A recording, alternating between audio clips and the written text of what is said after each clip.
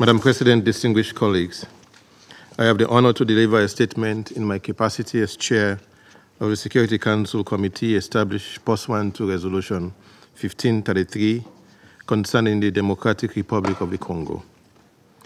Since I last provided an update on the work of the committee on 30th September 2024, I would like to take this opportunity to provide a brief overview of my visit, together with a number of committee members, to Angola, the Democratic Republic of the Congo, Uganda, and Rwanda between the 14th and 25th November 2024. Madam President, my visit in November 2024 was the 7th visit by the chair of the committee to the Democratic Republic of the Congo since 2015. While my predecessors had last visited Uganda and Rwanda in 2022, it was the first visit to Angola by the chair of the committee. The visit also included a very useful stop in Goma, which had not been possible in the previous visits. The visit took place in a climate of regional tensions and intense diplomatic effort led by the President of Angola, the African Union designated facilitator.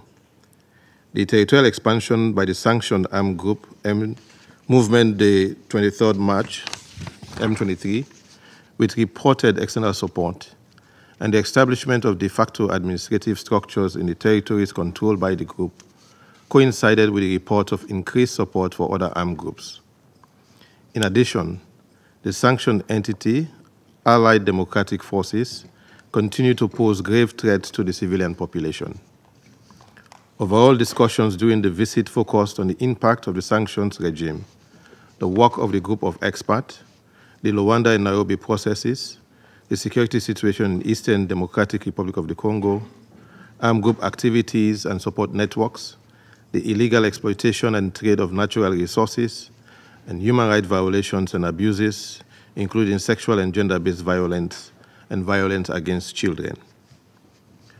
Throughout my engagement, I reiterated the Security Council's condemnation of all armed groups operating in the Democratic Republic of the Congo, as well as foreign military support provided to M23 and other armed groups, and support provided to armed groups such as the Force Democratique de Libération du Rwanda, FDLR. I reiterated the Council's full support for the mediation effort through the Luanda process, led by the President of Angola, and stressed that sanctions measures are not intended to be an act of coercion, but are envisaged as part of the Council's tools to positively change conflict dynamics.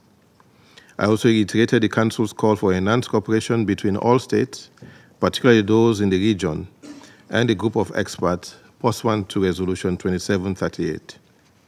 In connection with human rights abuses and violations, it was reported that the ADF, the M23, the Wazalendo groups were the primary perpetrators.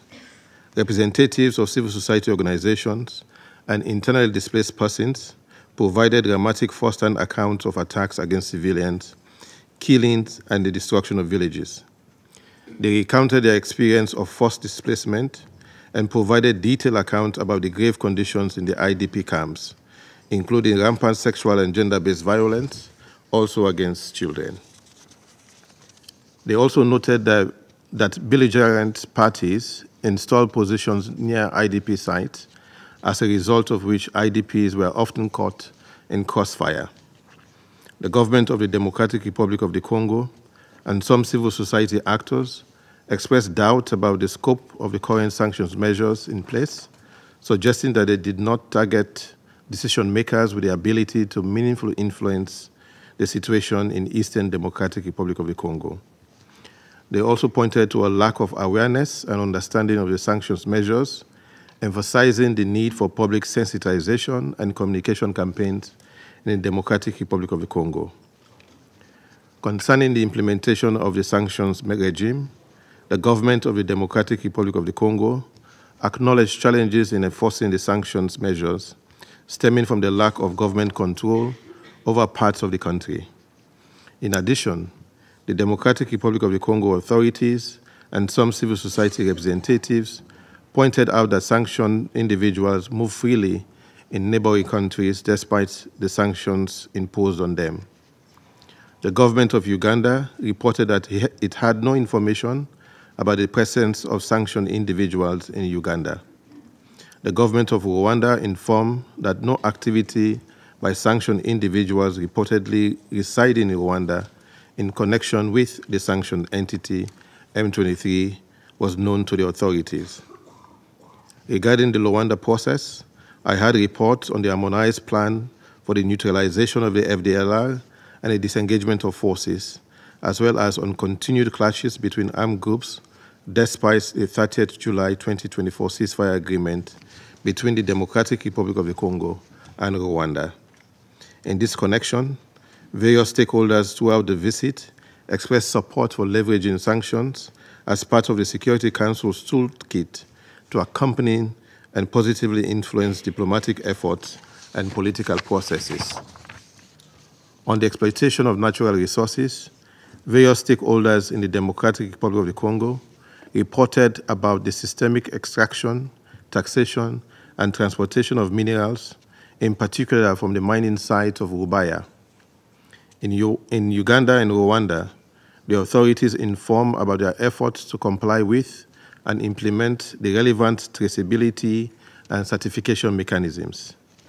Madam President, in closing, I wish to once again thank the government of Angola, the Democratic Republic of the Congo, Uganda, and Rwanda for the support extended to the visit, which provided an important opportunity to obtain first-hand accounts concerning the effective implementation of the sanctions measures. Thank you, Madam President.